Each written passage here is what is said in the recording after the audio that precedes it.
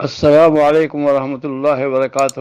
برادران اسلام جو ہندوستان میں رہتے ہیں، میں سرزمین حرم سے ان کے لیے دعائیں بھی کرتا ہوں اور ان کو سلام بھی کرتا ہوں، اور ساتھ یہ گزارش کرتا ہوں کہ ان حالات میں آپ کو اپنے اکابر علماء کی ہدایات پہ عمل کرنا چاہیے، چونکہ ایسے وقت میں دشمن دوہرا فائدہ اٹھانے کی کوشش کرے گا کہ یہ ہمارے معاملات کو خراب کر رہے ہیں اور کرونا وائرس کے پھیلانے کا سبب بن رہے ہیں۔ تو آپ سے درخواست ہے کہ جمعہ کی نماز ہو یا کوئی بھی نمازیں ہوں، اپنے گھر میں جماعت کر کے ادا کریں۔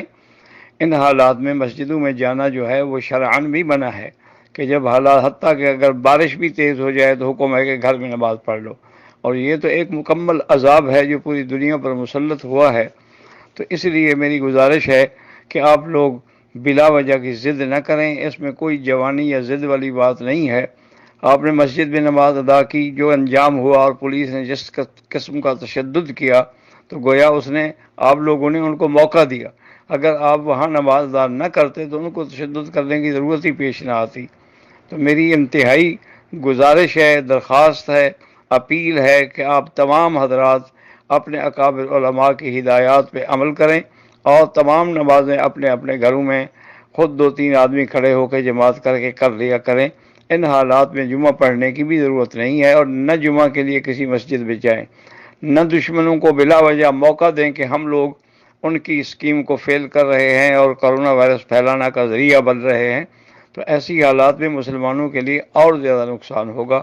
امید ہے کہ آپ حرم کی درخواست پر غور کریں گے اور کوئی کسی قسم کی انشاءاللہ اپنے اکابر کی خلاف ورزی نہیں کریں گے، اور نمازیں اپنے گھروں میں ادا کریں گے اور باہر نکلنے کی کوشش نہ کریں، چونکہ پورے ہندوستان میں لاک ڈاؤن ہے۔ تو اس پر آپ عمل کریں۔ اللہ تعالیٰ آپ کی بھی، تمام مسلمانوں کی بھی اور حفاظت فرمائیں، اور اللہ تعالیٰ اپنے اس عذاب کو رفع فرمائیں۔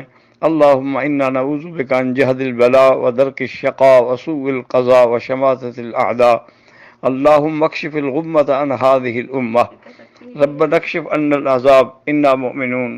السلام علیکم ورحمۃ اللہ۔ ویڈیو کے نیچے سبسکرائب کے بٹن پہ کلک کریں، بیل کے آئیکن پہ کلک کیجیے تاکہ ہر نئی ویڈیو کی نوٹیفیکیشن آپ کو مل جائے۔